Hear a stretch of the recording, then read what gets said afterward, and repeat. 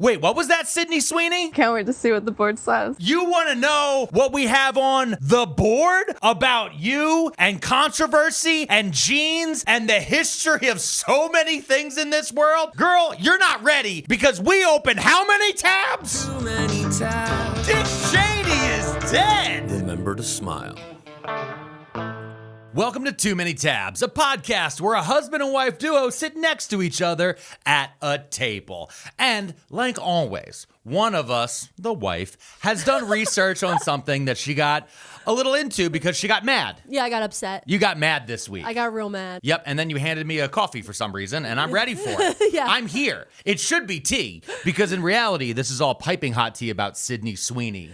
Well, no, This started there. with Sydney Sweeney. Okay. But it went somewhere completely different because I opened too many tabs. Yes, 100%. I understand that completely. There's a GQ interview, GQ. the magazine. I understand that. I just wanted to make sure. They don't have paper magazines. Well, they do, but nobody reads those. Yeah. Now they just have to post clips of their YouTube interviews. Is GQ stand for Gentleman's Quarterly? Yes. Oh, Yeah. I was like, wow, I wonder what GQ stands for. Nailed it. Oh, man. I hate that everything is just initials. Yeah. It's bad. All right. So she does this GQ interview. a right? woman actress is speaking to Gentleman's Quarterly. Yes. Okay. And I think we all know why Gentleman's Quarterly said, let me get that Sydney Sweeney over here. Because gentlemen care about Sydney Sweeney for some reason? Well, they care about Sydney Sweeney's body. Ah, yes. Not her body of work, though, because recently we all just realized she's a huge box office flop. She is. Yeah, she had this movie Americana that came out, and Halsey was in that. Poor Halsey. She didn't deserve a flop. Oh, Halsey was in a movie with her? Yeah. I'm sorry, and it was like her Halsey. first movie, and then it flopped because Sydney Sweeney sucks. That's not your fault, Halsey. Halsey, I like your music a lot. Yeah, just so me you too. know, I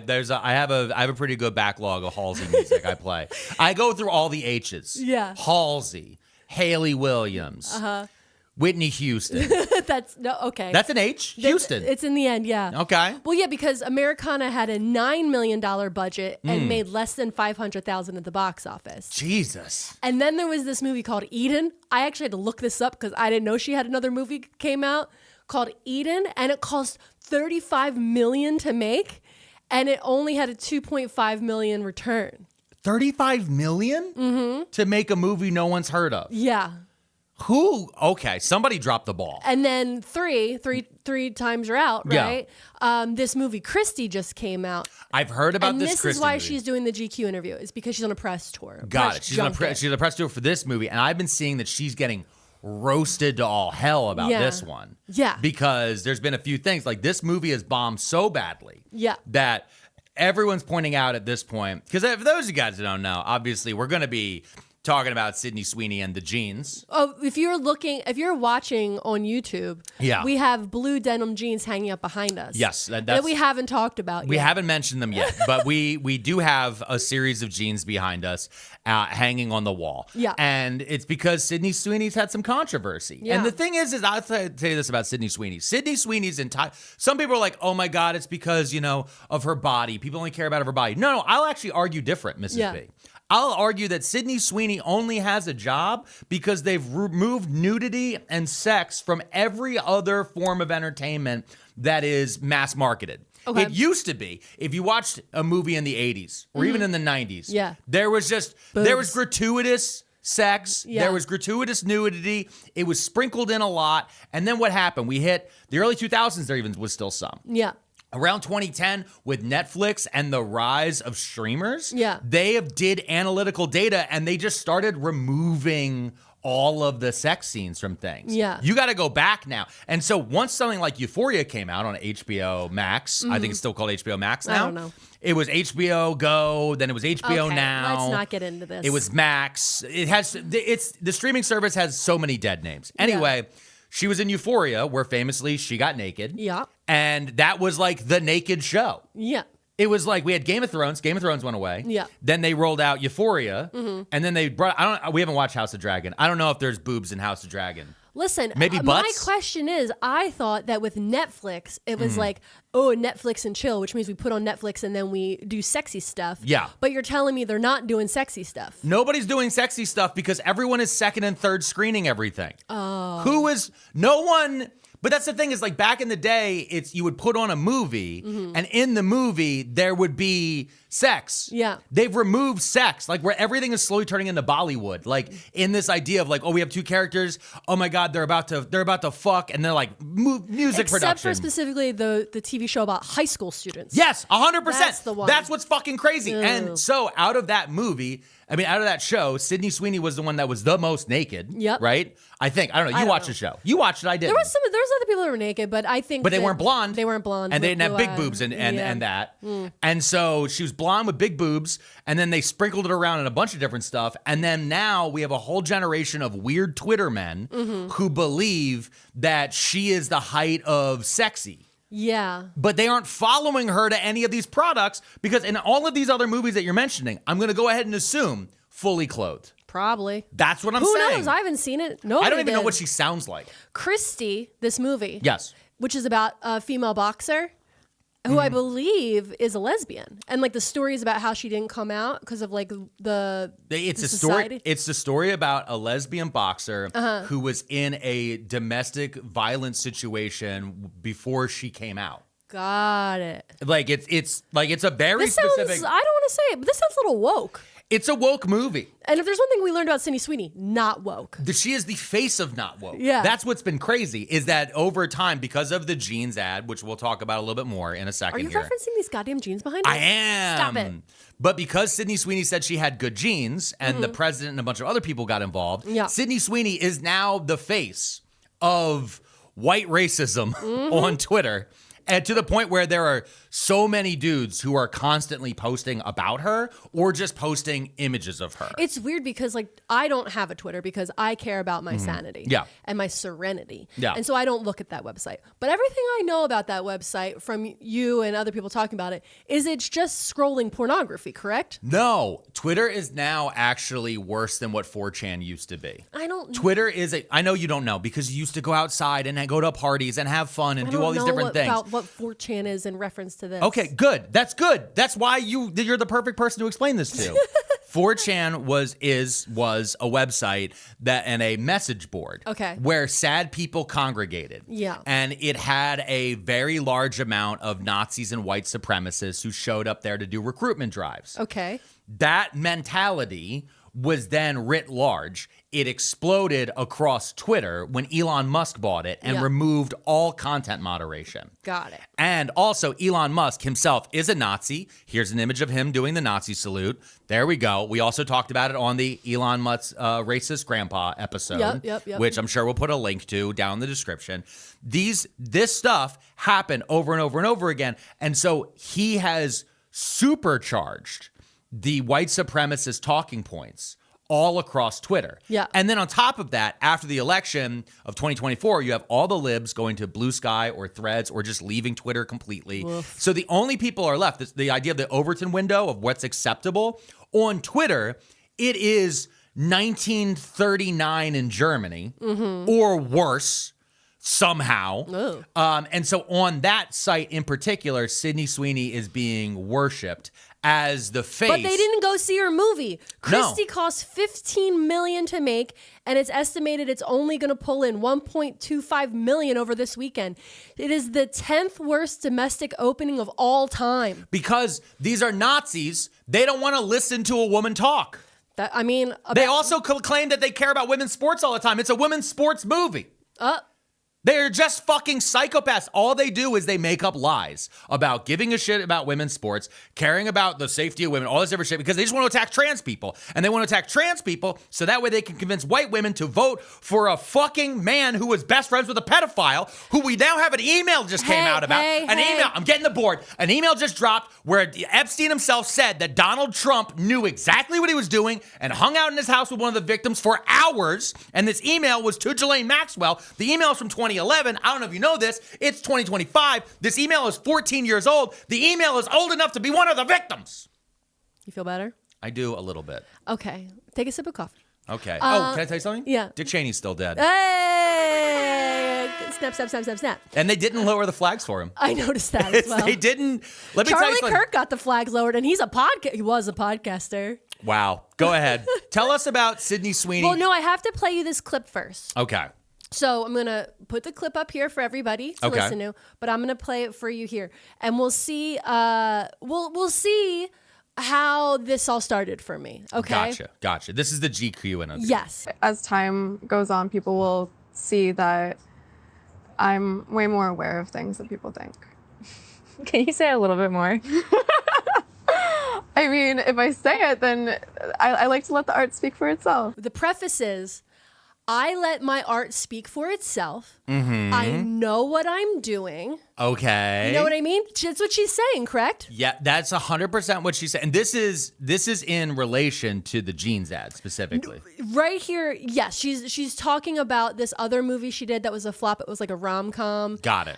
Because everybody thought that she was sleeping with her co-star who was engaged to somebody else. Yeah, which is misogyny, which we'll say on that part. Yeah. It's misogyny and unfair to her on that little part. Yeah, sure. Okay.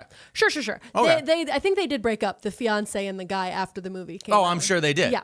So, but the thing is, she acknowledges in part of this interview that she knows what she's doing, and people will one day find out that she knows what she's doing, and she lets her art speak for itself, right? But, and also in that little clip that you played for me, Yeah. it also seemed that she was like, much like Taylor Swift, Yeah. I'm not acknowledging it, but I see everything. Yeah. Much like the way that we acknowledge your comments here on this podcast on the After Party, our Patreon exclusive podcast where Mrs. P and I react to your comments that you've left down below. Yeah. So make sure that you go follow us over at promania500.net and join our paid member tier to get access to that. And you'll hear us reply to your very comments on this episode. So wait, let me play you one more clip. Okay. And then we'll take a break and come back and we'll figure out why I got so mad. Got it. Okay. I think we'll all know. You think I we're- feel like with you wear your heart on your sleeve or on your jeans. Yeah. Okay. We're sort of talking around this American Eagle ad right now, and maybe we should just talk about it. So,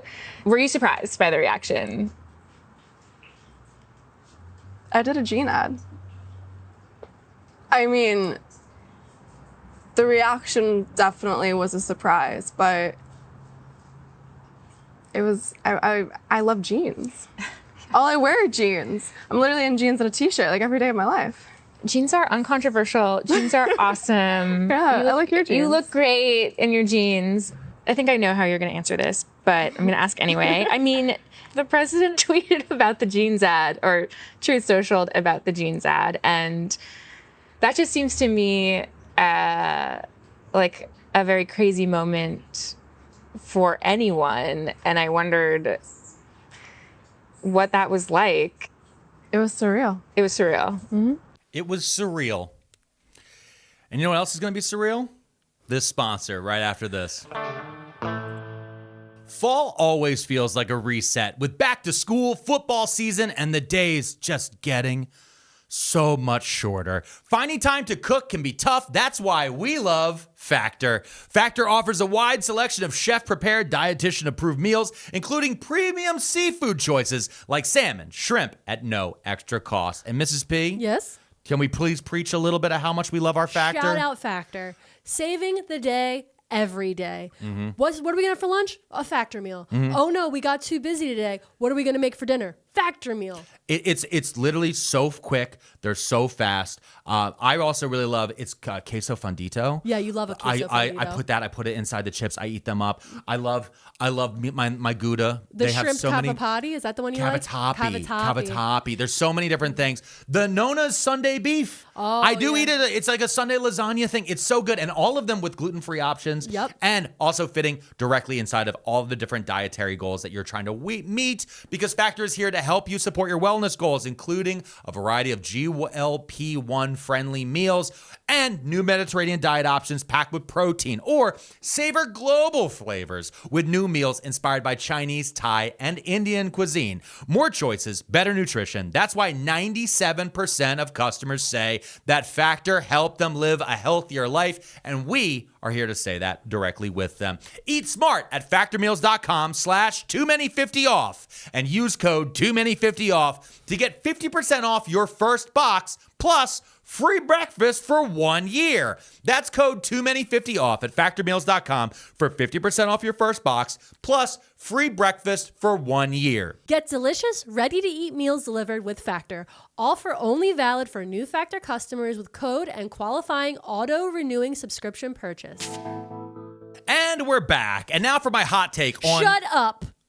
This is my hot take, because this is what pissed me off. Okay. All right, are you ready? Number I'm one, ready. she's not wearing jeans in this interview. She is not. She said, I always wear jeans. She has no pants on in this interview. I think she's wearing a mini skirt, right? Yeah. It's like a leather mini skirt. Yeah. Okay. Okay, so with cowboy boots, rock and roll and all Okay. that. But here's the thing. This is, okay. So she doesn't acknowledge it. She says in the other part that she knows what she's doing, but she's like, no. I mean, it was just, I did an ad for jeans. That was her response, right? They're like, did you understand the controversy? Do you see why people were upset? And she's like, I just did a jeans ad. Like, but you also admit you know. You admit you understand and that this is, quote, your art, that the jeans ad is your art. Yeah. And that you're expressing yourself through your art of jeans ads. Okay, but then this is what really happened. The interviewer, who had no spine, she was the Schumer of interviewers. Yeah. Who could not go up against her in any way. There was no pushback whatsoever, just girlish giggles every time and just let her slide and slither away from every question. The interviewer says, jeans aren't controversial. Yes, the interviewer did say jeans aren't controversial. And the one thing, can I real fast? Yeah. Because I have a feeling where you're going to go. The thing is about the actual Sydney Sweeney ad that a lot of people are leaving out is what she is talking about here is there is an ad from American Eagle, and in it she said it's like Sydney Sweeney has good jeans. Yeah. And she does a whole thing about like hair color and eye color and all these different things. Yeah. It is a reference to a different company's jeans ad. Yes, Calvin Klein's. The Calvin Klein ad that had a minor in it. Brooke Shields. That was a sexualized child. Yes. That they also had a reference to genetics in there, and it was a jeans playthrough thing. Yeah.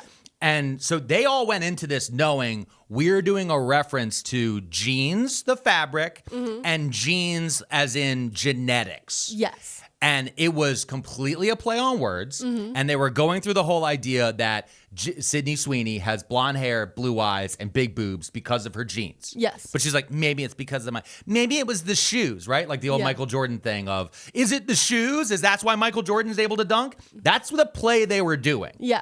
And her saying things like, I let my art stand for itself, I let the work stand for itself, is very similar to, I don't know if you remember this, I think it was 3 weeks ago.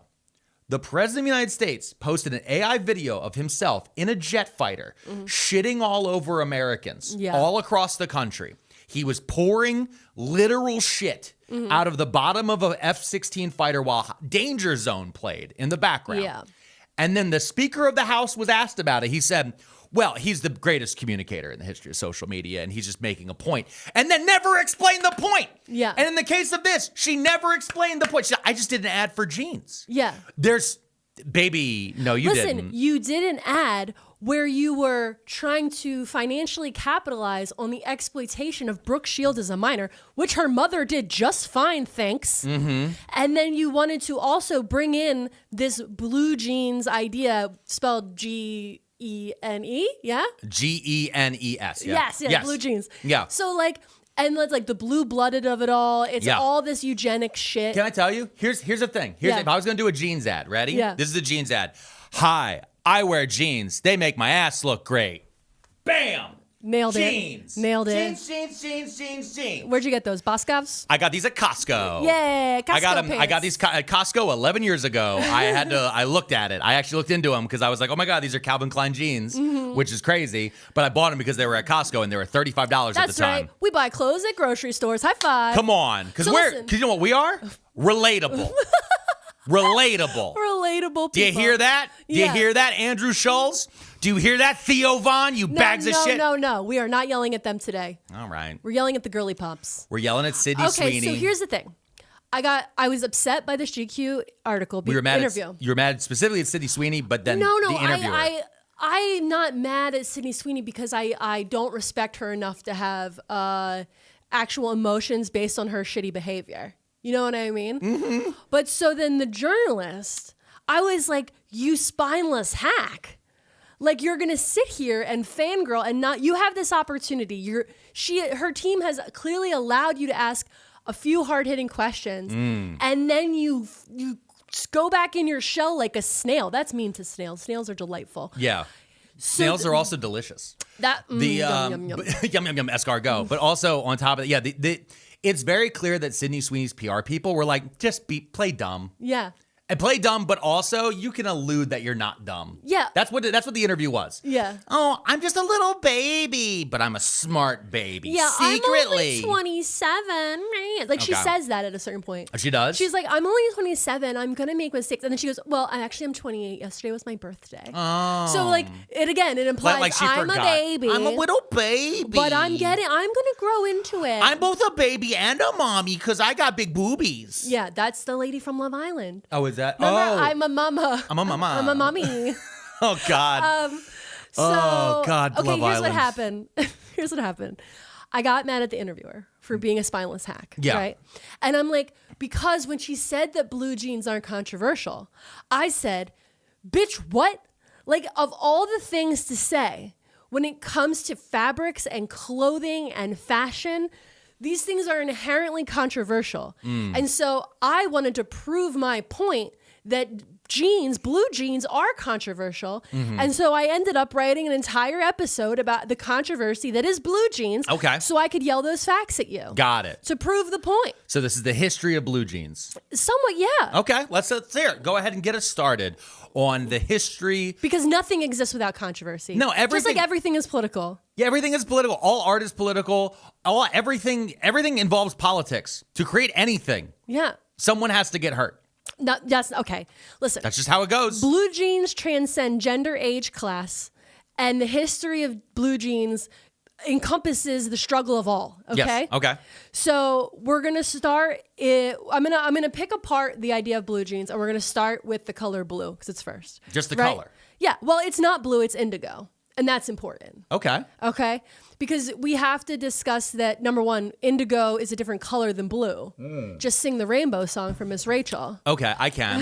I love a rainbow. So real fast, we Yeah. do have some colors behind us here on the wall. Yeah. And I do want to point at some of them real fast. Yeah. So because we have some jeans here. We have Yeah. behind Our us jeans. our jeans. Now, we typically lean towards more of the 90s faded jean. We yeah. like a faded jean. Yeah. It makes us feel like grunge might come back at any point in time because Yeah. we're ex-millennials Yeah. is the true term for us. Because of the year we were born. But on the blue behind us here, there's like a light blue here. Yeah. And then there's a dark blue. Yeah. What is indigo? Indigo would be this darker blue, but with purple mixed in. It has a purple or It has a tint. little bit of a purple Yeah. added on top of it. Yeah. Okay. So it's a navy Yeah. with a little this purple. Is a teal. This and is a then teal. this is probably more of a light navy blue. Got classic it. So blue. if I took the purple light that's all the way over there and aimed it at this, we would probably be closer to an closer indigo. to get indigo, So it's a yeah. rich blue. Yes, a with purpley rich blue. purpley rich blue. Got it. Because can I tell you, for a yeah. very long time, when you get into things like that, to me, you will always sit here and be like, no, that's actually a mauve. I'm Yeah. like, no, it's not. That's blue. Now, when you put them together on a spectrum, I can understand them, but I have to see the spectrum together. Yeah. On their own, they all immediately break down. Yeah. You know what I mean? Oh, yeah. It would be. It's much like when I look at white people. Like I just look at them and go, yeah, they're white people, and then you're like, no, but that one in the middle is German. I go, I couldn't tell you. I would never say unless that. you stack them next to each other, right?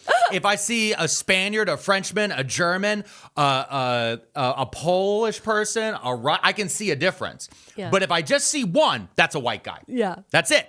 Just a bunch of white guys. Yeah. Like if I see Sydney Sweeney, I go fetal alcohol syndrome. Whoa, sad eyes. Indigo used to be a rare commodity, okay?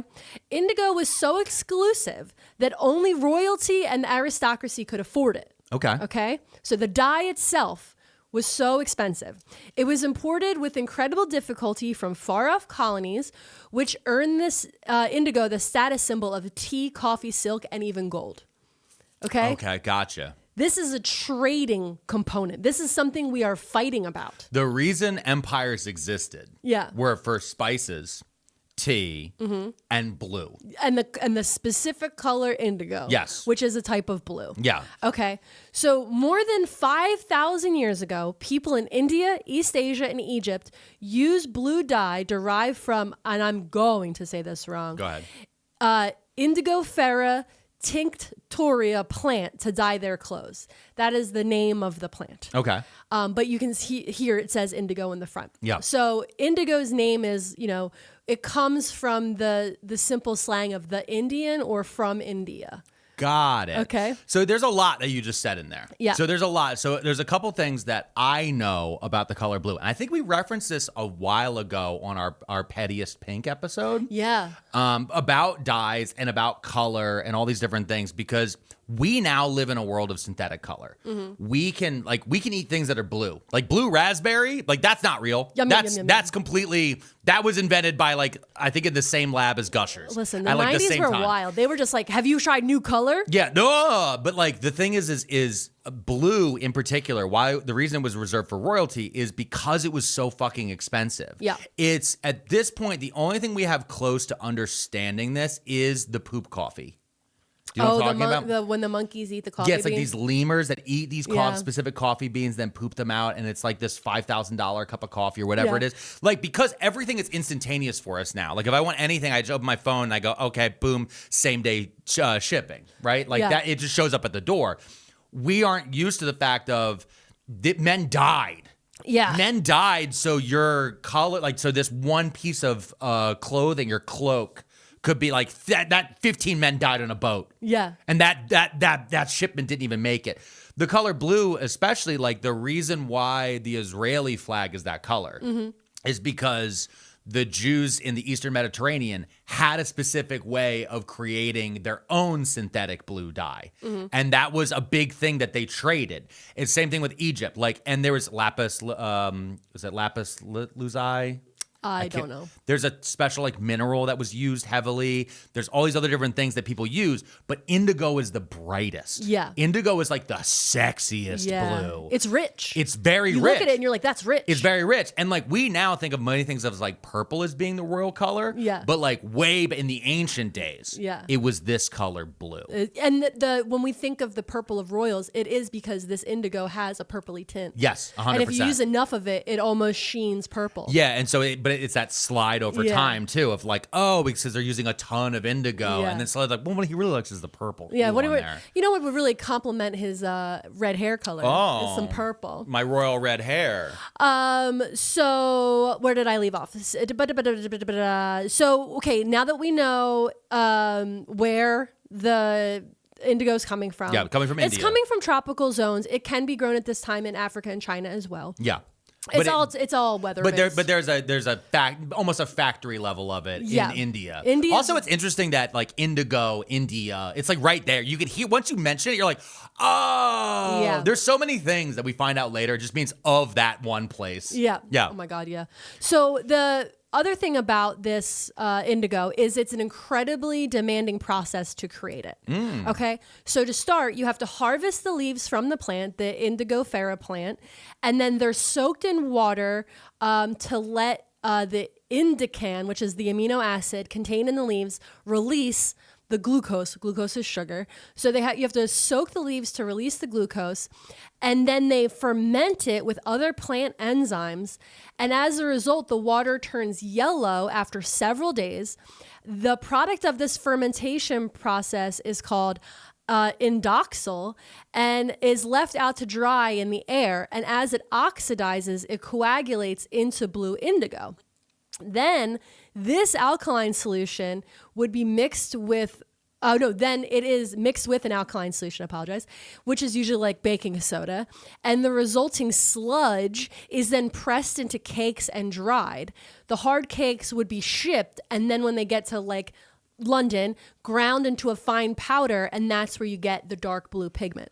Gotcha. And then that powder would then be pushed and made into paint or whatever. Yeah. Or put into big vats of liquid. into dye. Yeah. And when I picture it, Mr. Third, you got to put a clip in. There's this one scene in one of the best movies ever made, Ever After. Have you ever heard of it? Drew Barrymore film?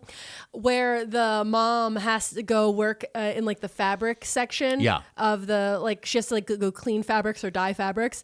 And they're stirring these giant vats of what looks like indigo. Yeah. And then she gets pushed into it by the mean stepdaughter. Okay. And then she turns blue. Anyway, that's burned in my memory from childhood. That's burned in your memory. And and the thing is too is when you're mixing these types of things, you just have to picture literally people with giant spoons. Yeah. Turning across and giant pushing vats. these things. Yeah, and all of these things. There's a game, Assassin's Creed Odyssey. Okay. Where there's one of the places that you go to, and like the character even complains about like how badly an area smells because they're making dye. Yeah. And some of the things I've seen, like there's other versions of this. Like indigo is a flower, right? Oh, well, yeah, it's a flowering plant. But it's a flower that it's getting processed through all these different things. Yeah. So there's a smell to it. In other versions of it, to make certain types of blues and other things, they had to crush up snails. Yeah. Like there's all these different things. And these processes are like, again, to get a fabric to a certain color, back then at least, before the synthetics are created, it was you're looking at months-long process just to get the powder before even making it to the dye, before it even goes onto the fabric. We haven't even covered the fabric yet. We're just covering the color. I'm still in indigo. Okay. So the indigo is coming from India. Yep. With this process, and it's going to Europe. And I'm sure nothing terrible or controversial would happen getting something from India that is highly valued to Europe. Yeah, and we'll hear more about that when we get back after this. The non-controversial nature of the Europeans trying to steal expensive things from other countries. It's called trade, okay? It's a trade system. We'll get into British imperialism, international trade, and the history of India because blue jeans are uncontroversial, right, GQ? I have a feeling that you're about to start telling me about the British Raj. I might. Hold on, let me put my coffee down. Also, should we acknowledge the coffee on the table? Yeah, you could if you want to. Here's what happened. Yeah. Okay, this weekend, this is a complete sidebar. It has nothing to do with this episode at all. Okay. This weekend, as you know, I went to the city.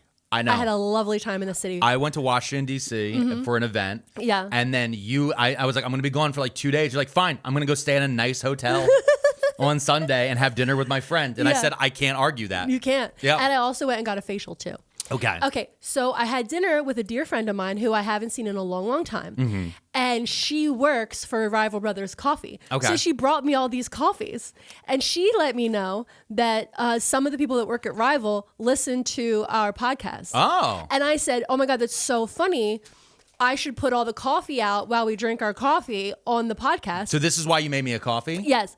And then she was like, she gave me one of those like, why would that be funny? And I was like, because of the Mark Maron coffee of it all. Do you know what I'm talking about? No. Mark Maron, who invented podcasting. Yeah. Thanks, Mark. But also, you owe us some apologies about the Rogans of it all. Yeah, thanks for this presidency, Mark Maron. Don't blame Mark for that. I will, because I made a video being like, hey, buddy, have me on your show. And he immediately announced his retirement. Yeah, he immediately was like, I'm done with it. I was like, I would love to come on your show. I've been doing stand-up for a very long time. Also, I have my own podcast. No, and he literally, it was like a week later, he's like, I'm done with podcasting forever. No, so on his, one of his like farewell episodes, in his opening monologues he always does, he talks about how when he first started his pod, he didn't want to do ads because he's like, you know, we all have the punk rock spirit. We all have faded blue jeans. Yeah. And he was like, I don't want to do ads. Like, I'm just doing this thing.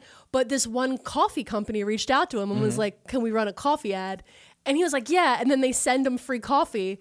And how long has that podcast been around? Yeah, he had so like 15 years. 15 years he's been getting coffee. For free. And I'm laughing about that. And then I said, listen, I'm going to put the coffee up for Rival Bros. Yeah. Philadelphia based, born and raised. Hey, look at that. And you got a lot of flavors here and everything else. And they didn't pay us for this. No, it's not paid. I just like their coffee. Yeah, and my friend gave me a bunch of coffee. This one's called Revolver, medium light roast, for when you wake up and you want to put one in your mouth. Okay. This one's called Whistle and Cuss. Whistle and Cuss? I like that one. This one's called Palooka. Yeah. Yeah. All right. That's fine. I think that's decaf. Okay. Now. Okay, let's get back to India. Let's get back to the controversy. Okay. Let's plug coffee and then talk about the history of colonialism in India. Yeah. We are such a show. All right. Listen, okay. The Indigo Revolt of 1859. The Indigo Revolt. That's what I want to talk to you about. They had a whole revolt that was just based around this. Yes. Okay, go ahead. Okay, so the East India Company. Oh, bad guys. Bad guys. We should get a bad guy button. Oh, we should.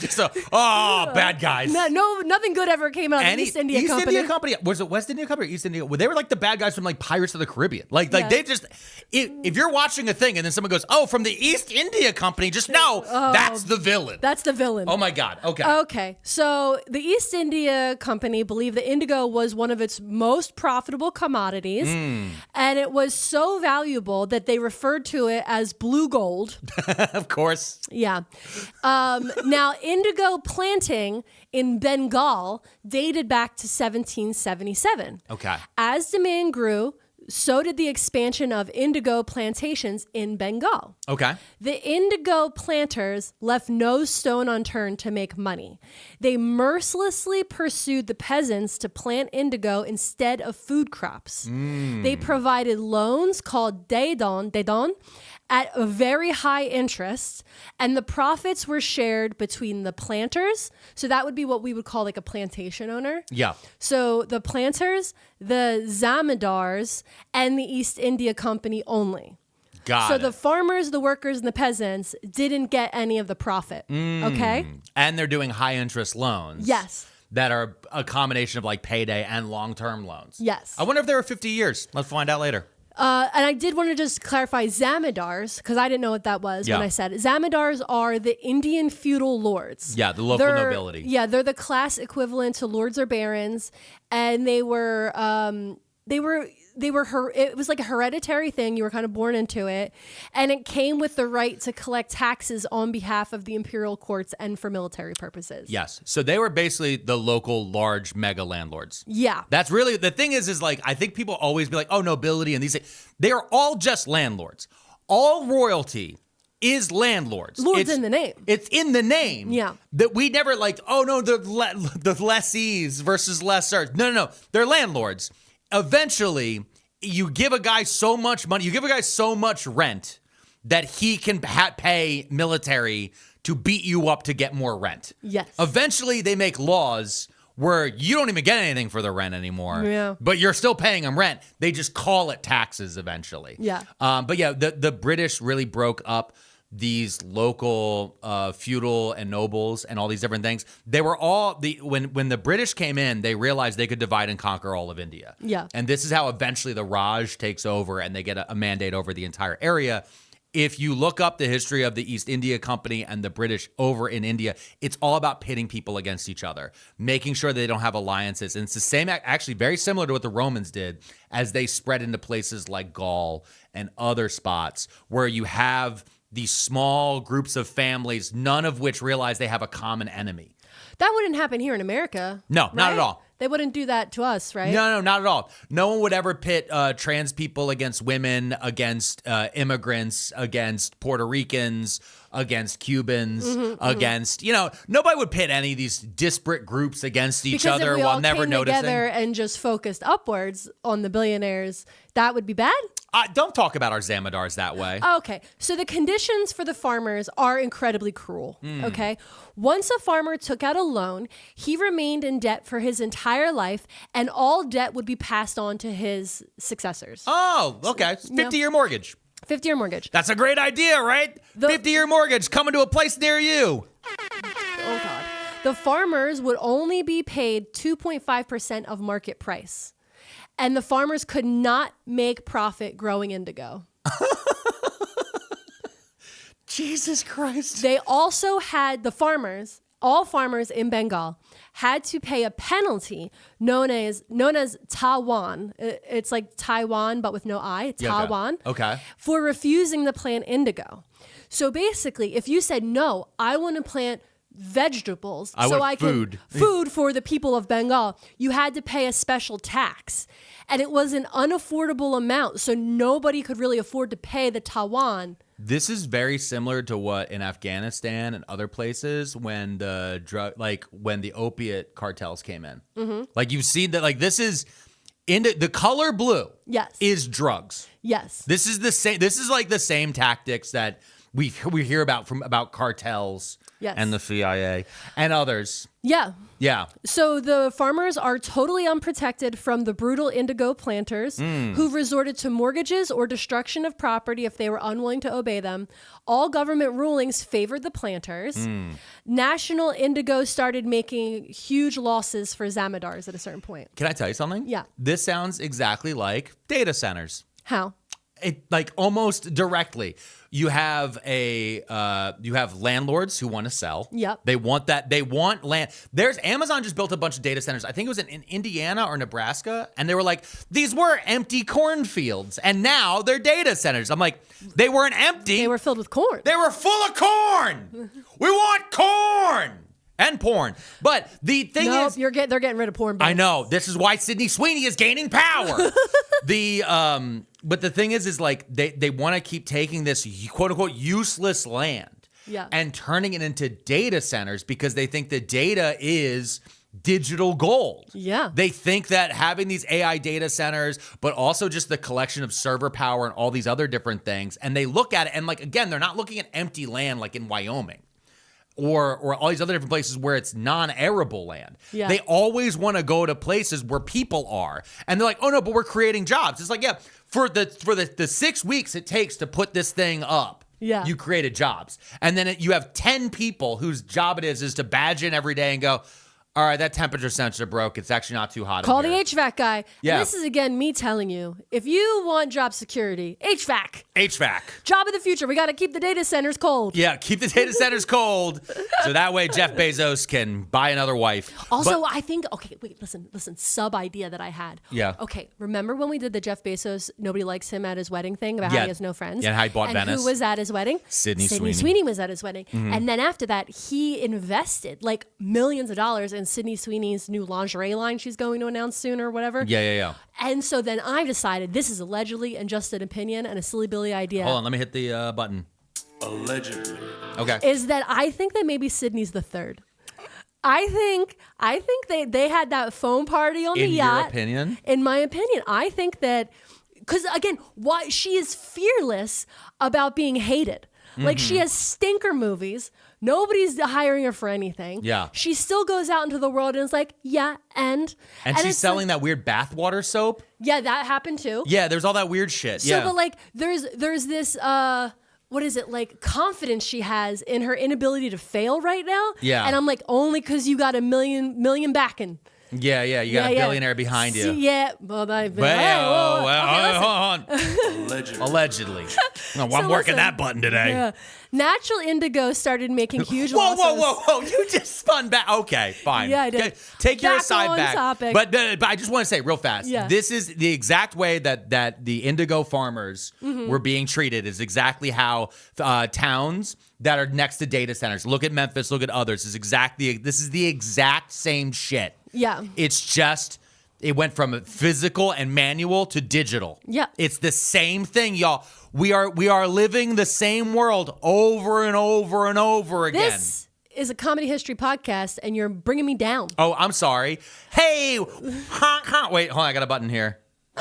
We're living the same world over and over and over again. Oh my God. I can't even hype it up because I'm about to tell you some more terrible stuff. Okay. So they passed, there's starts to be losses in the total profit of natural indigo. Okay. They passed the losses to the farmers. Of course they did. Because they were just collecting more Tawan. Got it. Yeah. So they raised the tax. Yes. Got it. To make up for, they raise your electric prices to make up for the cost of the data center. Hey! So this drove farmers deeper into poverty as they had to sell their homes and other possessions just to pay off the Tawan. You mean the eternal mortgage? Yeah. They had to sell because they couldn't afford the eternal mortgage? You're going to love this next sentence because it drove me nuts. Okay, go ahead. Hit me with... Many of the farmers became so poor that they abandoned their homeland to become laborers on sugarcane plantations in Trinidad. Do you have any fucking idea how bad it's got to be to go to a sugarcane plantation? Historically, the most evil, exploitative, and dangerous type of plantation that ever fucking existed. I heard about an abolitionist from the Philadelphia region. Yeah. And he became an abolitionist in the 1700s. He was a Quaker. He's actually the man who convinced Ben Franklin to be more anti-slavery, even though Franklin himself owned slaves. But he's the one who pushed them in that direction. I can't remember his name off the top of my head. He was a dwarf who lived in a cave.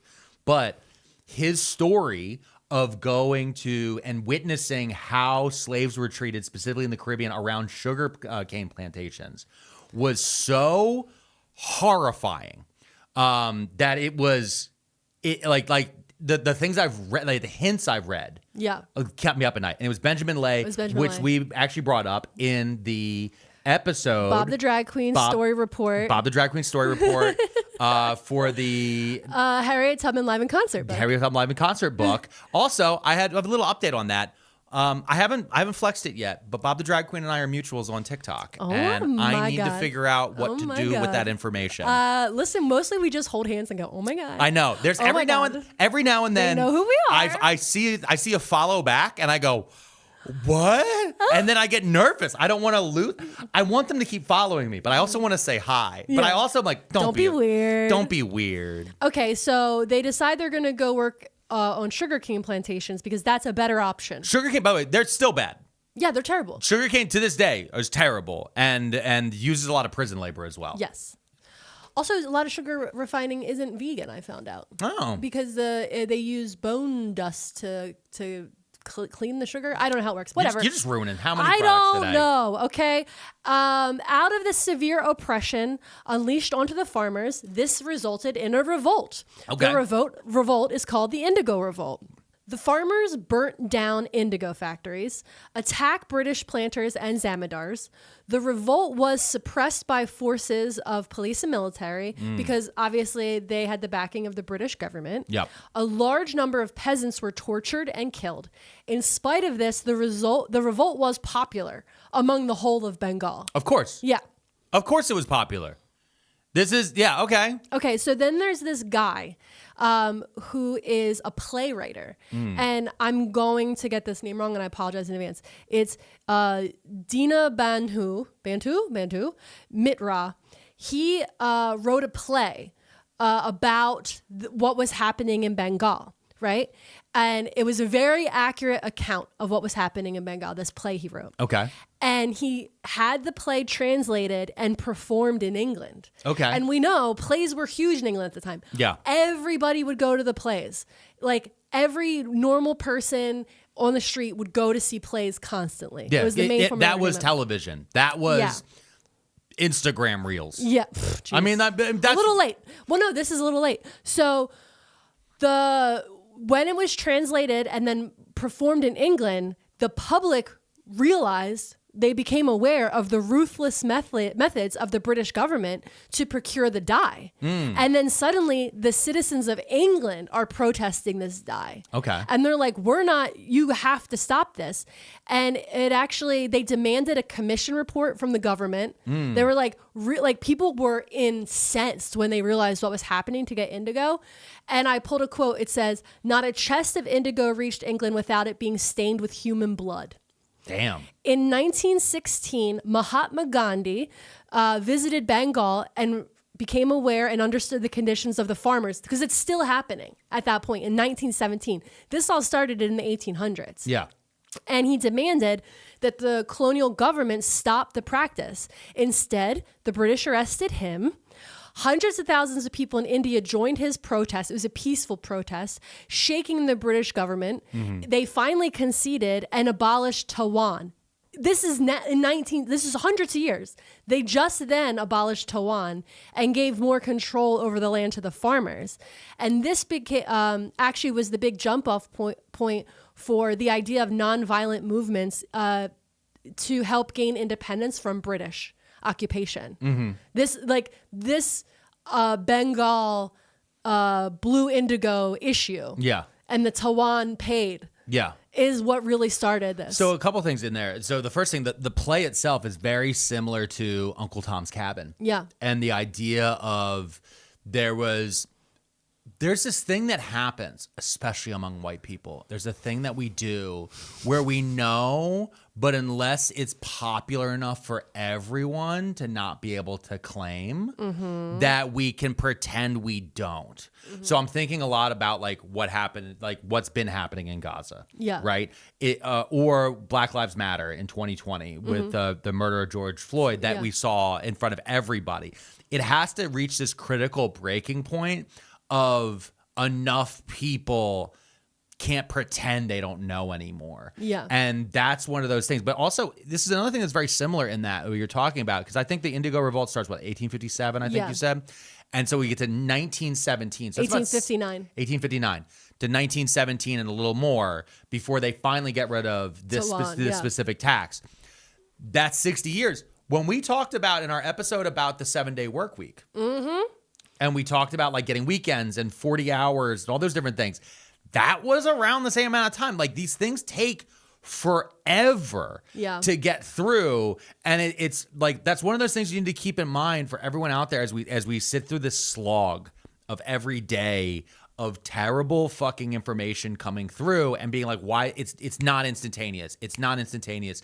It is generational. The actions that you can start today can and may and will be felt by your grandchildren. It sucks to plant the tree for your grandkids to have shade when you're so fucking hot right now, but eventually it has to be done. Yeah. And this system was already, before that revolt happened, was already in place for 150 years. Yeah. And it's very similar in that you'll get these moments where these extreme things happen. And what sucks also is in our history classes that we learn things, we only ever learn about inflection points. Yeah. We only ever learn about the moments the catalyst finally took form, and then boom, the whole thing fucking switches, right? Yeah. Like on a dime, you're like, oh my God, and then it was done. And it was like, okay, but we're leaving out, oh, there were 60 years between that. And when you're a kid, you can't really picture 60 years, but now at 41, oh, you got 20 left. Baby. Oh my God, my bones. Yeah. You know what I mean? Like old bones. Oh, my old bones. Speaking of your old bones, let's take a break. Okay. And we'll come back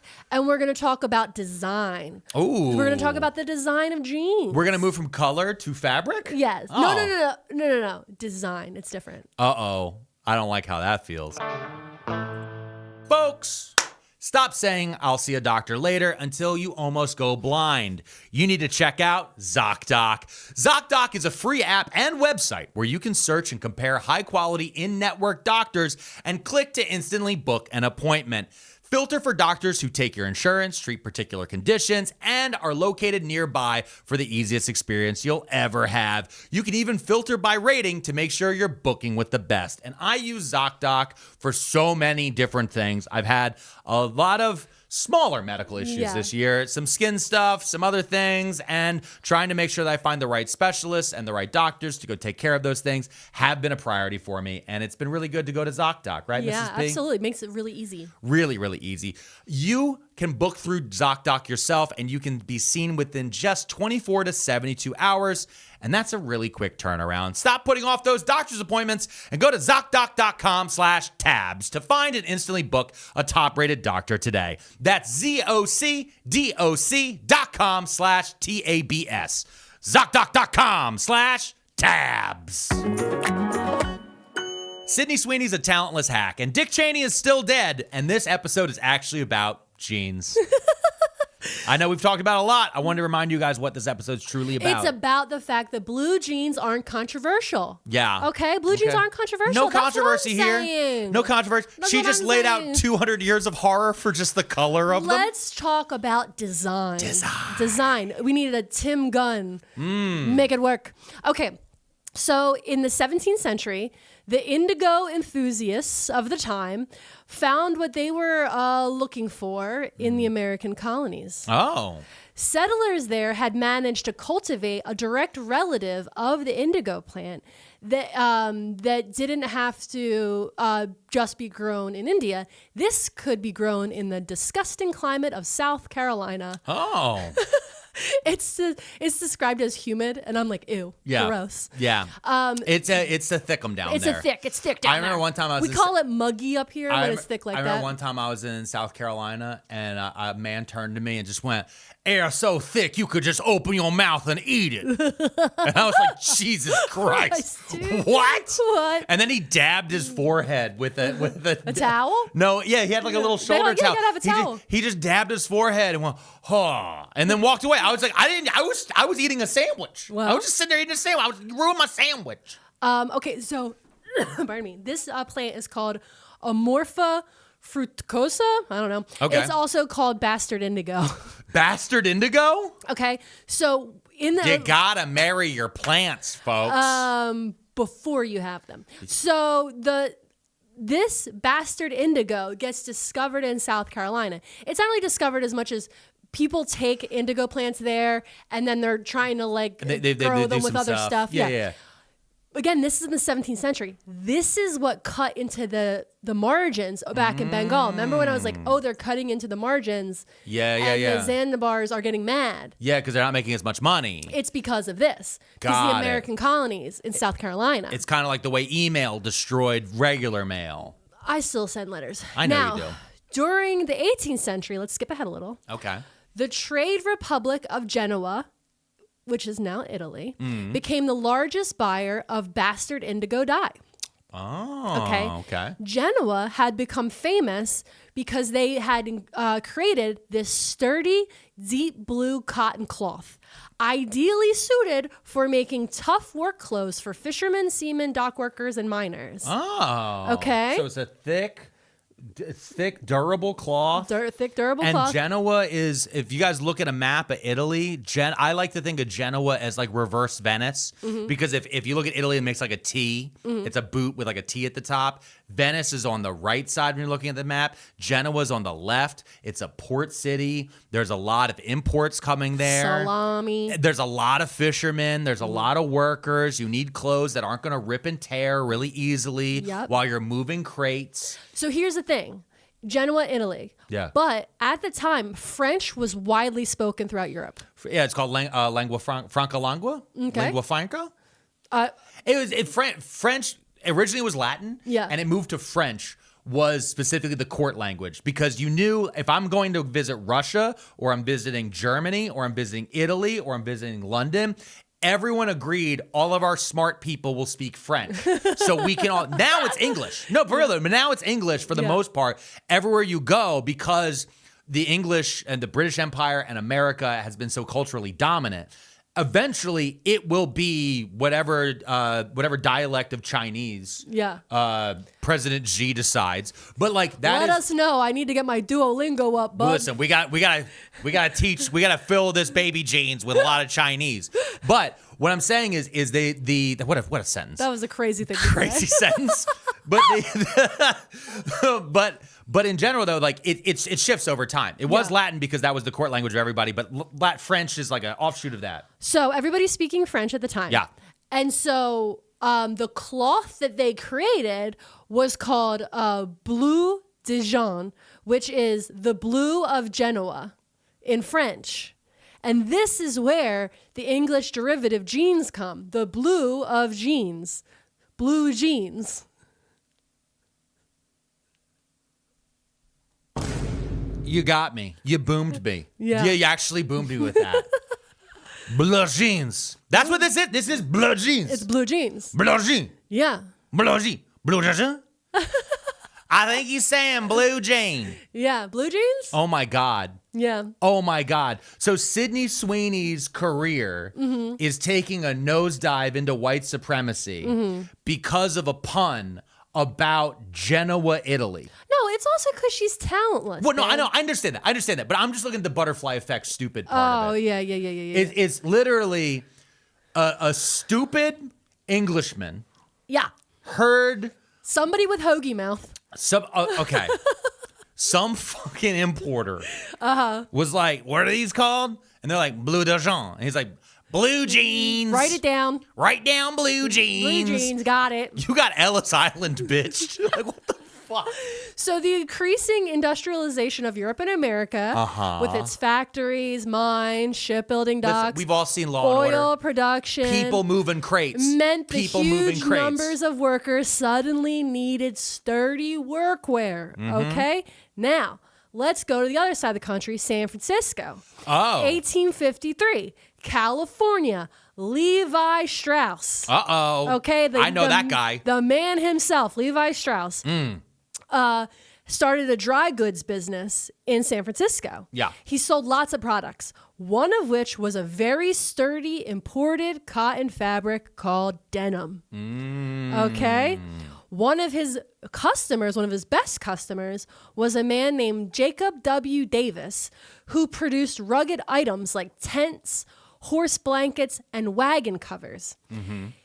Okay, so Jacob W. Davis is commissioned by a gold mining company. They're like, we're hiring you to create special trousers which are strong enough to withstand the hard work of gold mining. Gotcha. So Davis reaches out to his buddy, Levi Strauss, because he knows he has this fabric called denim. And Levi Strauss and Davis create a pair of work pants that has metal rivets. And the metal rivets are incredibly important because no other pants were held together with these metal rivets at the time. So I picked up a pair of pants. I got a pair right here. I got a pair right here. These are Levi jeans, recently purchased at Kohl's. Ooh.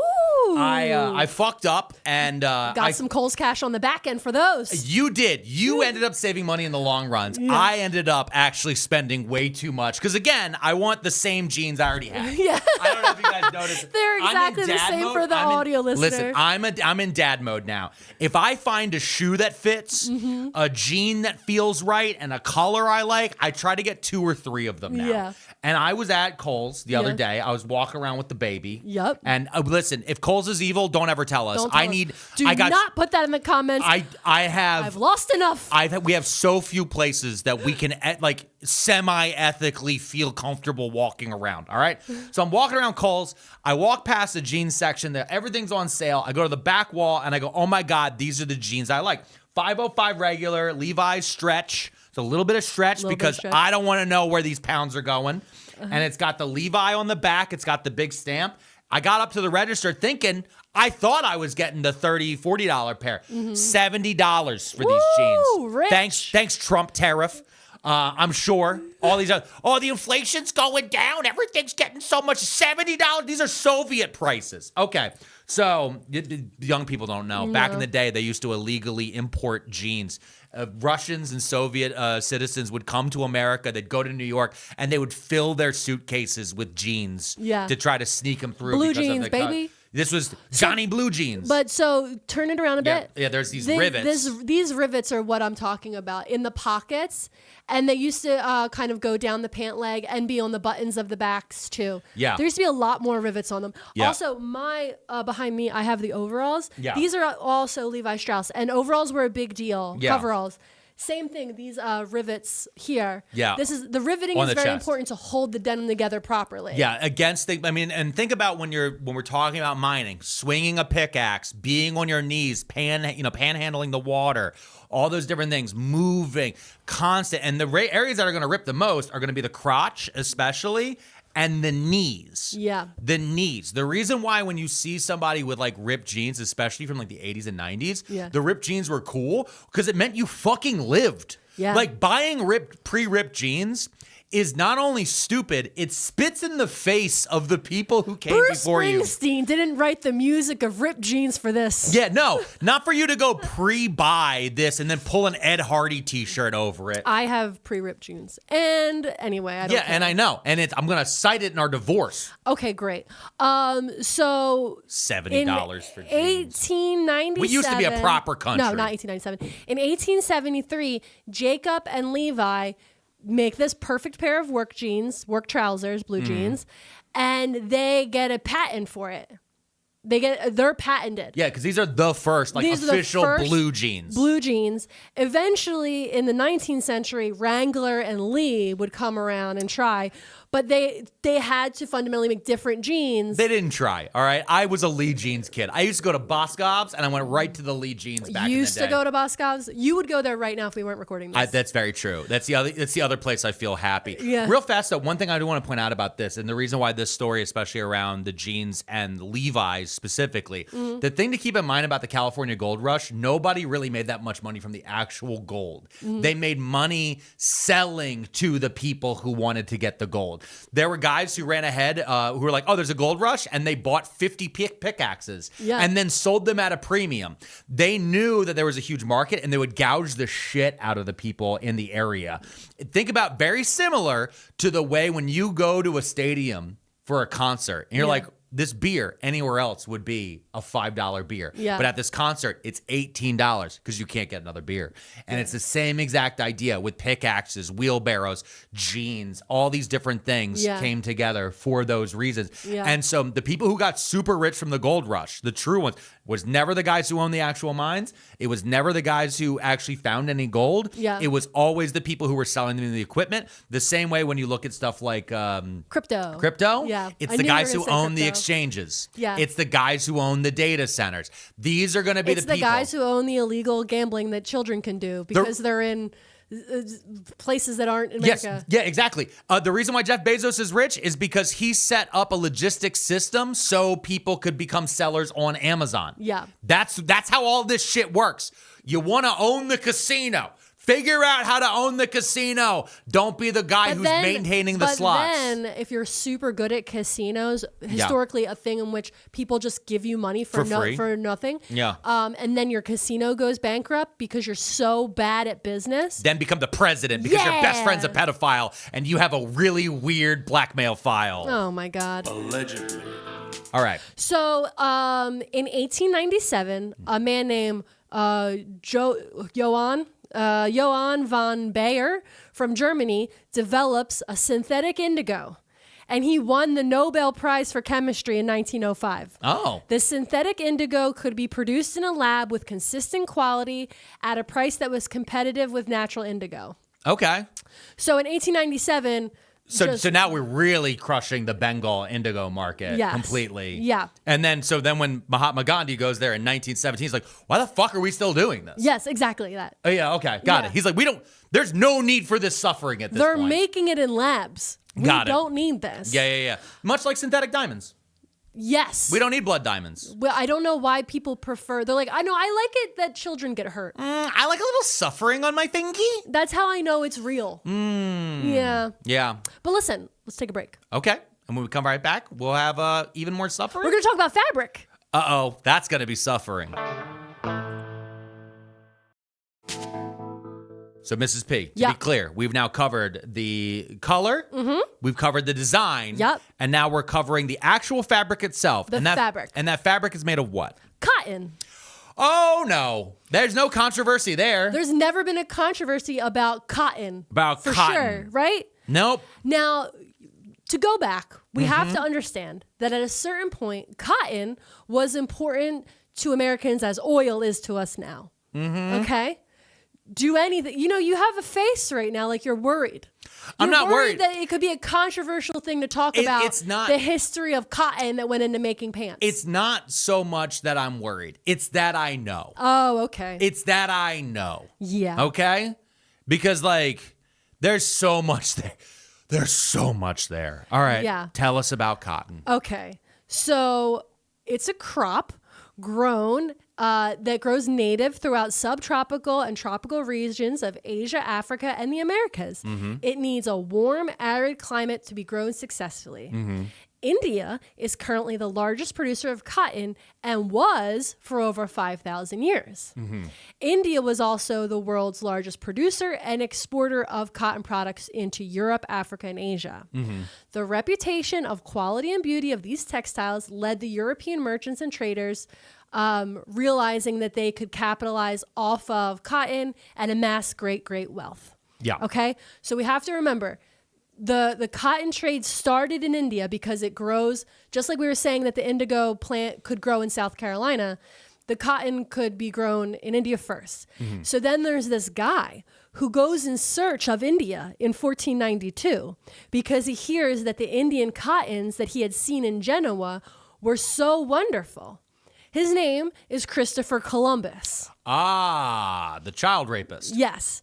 He had mistakenly ended up in America, though. Yeah. Yeah. Yeah, so a lot of people don't, okay.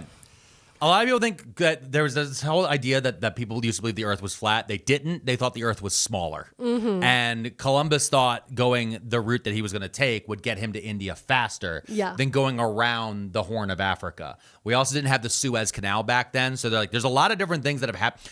I cannot stress to you guys how much of our life exists because of people trying to get to India. Yeah. To get spices, to get color, to get fabrics, all these different things. Yeah. Also, Columbus was doing that because he thought that if they could corner this trade by skipping around the Islamic Caliphate that had formed, that they could then raise enough money to get a big enough army to reconquer Jerusalem.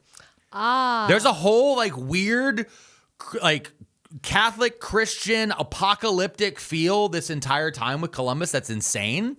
And on top of that, he had a weird thing where he still wanted to believe and still tried to force people to believe that he actually had reached India, specifically because he had a deal that if he reached India, he was like a duke. Yep. But if he hadn't reached India, it was someone else's land.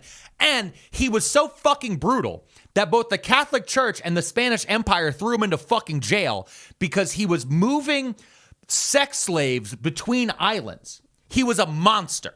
Yeah. Christopher Columbus is a monster. And the only reason there's statues of him is because Woodrow Wilson and other people wanted to keep Italian Americans on side during World War I to give them pride in something, but they didn't have anything else because they had just created Italian unification and Italy wasn't a state until like the 1910s, and that created fascism. And there's I'm on a whole thing. We're doing a whole thing now. I'm on a whole Mussolini kick. I told you that blue jeans are not controversial. You need to stop finding controversy in these blue jeans. I did a jeans ad.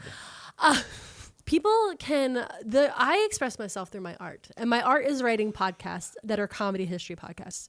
So in the late 18th century. Why do you have so many more layers than Sydney Sweeney? If Sydney... Because I have talent. God gave me talent instead of tits. You have courage. Oh, man. You got a butt, though. I'm going to give you that. All right? Y'all can't see it, but I've seen it. Okay. So the 18th century saw a peak in prices for raw cotton due to failures of the East India Trading Company, because they're having internal conflicts at this point. Mm-hmm. The cotton from across the Atlantic became globally dominant for a number of decades. So American cotton. American cotton becomes dominant. Yeah. Many cotton mills had links with slavery, indirectly and directly. Some owned plantations and slave ships. And by many, most. Like 99.9%. Yeah. I mean, like it's there's a point where like if you touch cotton, it was touched by someone who had never touched freedom. Yeah. Like that's just how I want to be clear. I'm talking about the cotton mills. So the place where we're processing the cotton and turning it into fabric. Yeah. The cotton mills would own the plantations and the ships and so we always think of things it's vertical integration. It's vertical integration. We talked about it in last week's episode. Yes, 100%. So I was going through and there's one specific mill, Quarry Bank Mill, controversially relied upon orphan children as free labor. Look at that. So the Quarry You know what? Bank... That sounds like a great place to hold a wedding. Yeah. Well, I think this is in London. Oh, this is in London? These Okay. are London orphans. Oh, got it. Jesus Christ. They're using street urchins? Yeah. Please, sir, can I have some more? Work the cotton. Yeah. So that over in America, we have brutal exploitation of We're using human chattel slavery in America. That's then being put on boats that are being full of sailors who are being underpaid and probably getting scurvy. Yeah. That are then being shipped to London, where then the unprocessed cotton is being put into mills that are being run by orphans. That's what I'm saying. Not controversial. Not controversial at all. Just British. Just British. Just British. At this time, cotton joined sugar, coffee, cocoa, tobacco as commodities that relied on enslaved people for labor. The use of lands captured and colonized. Hey, real quick, just give us 5 stars on Apple Podcast. I don't know what to say here. Yeah. I should throw in a joke. No, we can't. I really can't. No, there's no joke. There is none. In the West Indies, where slave plantations already existed for sugar for the British and French, the increased need for raw cotton in the late 1700s led to 250,000 Africans forcibly transported to the islands to grow and pick cotton. that began to be grown there for the manufacturers. Okay. In 1834, the British Empire abolished slavery, but they still relied on cotton picked by enslaved people from the southern states of America. Yes. So the British were like, no, we're washing our hands. Slavery is bad. But at the same time, we're still giving all of the money to the southern states. America was its loophole. Yes. America was its weird little the way the Cayman Islands are a tax loophole or Switzerland. Yeah. America, they're like, no. The British, we don't do no slavery no more because people don't like hearing about it here in London. Anyway, gonna go visit me cousin in South Carolina. Gonna go hang out a little bit in Georgia. Gonna go swing through Texas real fast. That's basically what they did the entire time. As slavery was abolished in America, via the Civil War. Yeah. Because we had to shoot it out of them. Okay. Hold on. Real quick. Let's not jump ahead. Okay. Britain looked again to India, now a colony, to supply raw cotton. The expansion of the railways allowed cotton merchants to connect with growers and small-scale farmers in rural India, who until then could not be reached. So it became, again, an important region for Britain. So Britain is like, we're abolishing slavery and we're just going to get cotton from America. But also we can start exploiting India again. Yeah, the industrialization, they were able to build trains to reach the areas where cotton was being grown so they could bring it in cheaper. Famously, whenever you're building trains and the tracks, we're not causing controversial exploitation of human labor. There's no controversy around trains, okay? Yeah. Leave my train boys alone. Me and Thomas the Tank, I have absolutely no problems whatsoever. Literally, the whole show has a guy called Fat Conductor. They'll be like, the fat conductor came over. Yeah, and Sir Topham Hatt. So, hey, bleep that. What? So,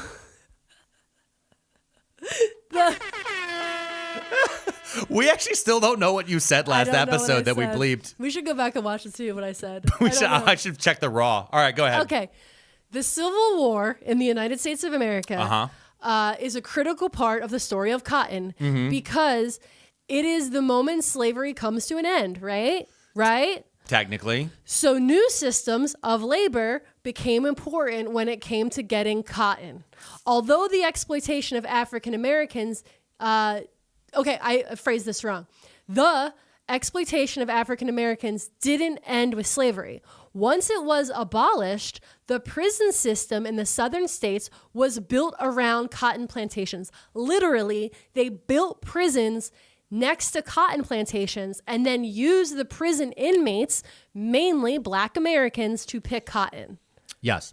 Yes. And it was written into the 13th Amendment that abolished slavery. Yes. The 13th Amendment of the United States, Section 1, reads as follows. Neither slavery nor involuntary servitude, except as a punishment for crime whereof parties shall have been duly convicted, shall exist within the United States or any place subject to their jurisdiction. So they just created the Black Codes and Jim Crow and a bunch of other different things. So people who had recently been freed suddenly were convicted of loitering, convicted of made-up crimes, and then thrown into jails that were literally on the same plantations that their family had been enslaved for years. Yes. This was the process of it, the prison industrial complex. Which is still happening today. It's still happening They make this very people that are in prison go work at Wendy's for like 5 cents an hour. Yeah. They make them go do all kinds of things for a penny an hour because it's still they make slavery. They make them do in chain gangs and then we'll do road work. And actually, when I was in Oklahoma, I saw a group of prisoners working at the Route 66 Museum fixing a walkway. And you know what they were wearing? What? Blue jeans. Because they give them workwear to wear. And that workwear is blue jeans. And blue jeans are not controversial. Blue jeans are uncontroversial. But yeah, that's everything I started opening too many tabs about this week. You opened a lot of tabs, and you went from Sydney Sweeney's face all the way to the 13th Amendment. I went from her boobs to the 13th Amendment. Well, Mrs. P, I have to say, this has been probably one of the more tabbed episodes that we've done in a while. Yeah. I felt You got tabbed up? I felt every click the whole way through. And I hope you listeners felt every click as well. We appreciate everything that you guys do as you reach out, as you like, comment, subscribe. 5 stars.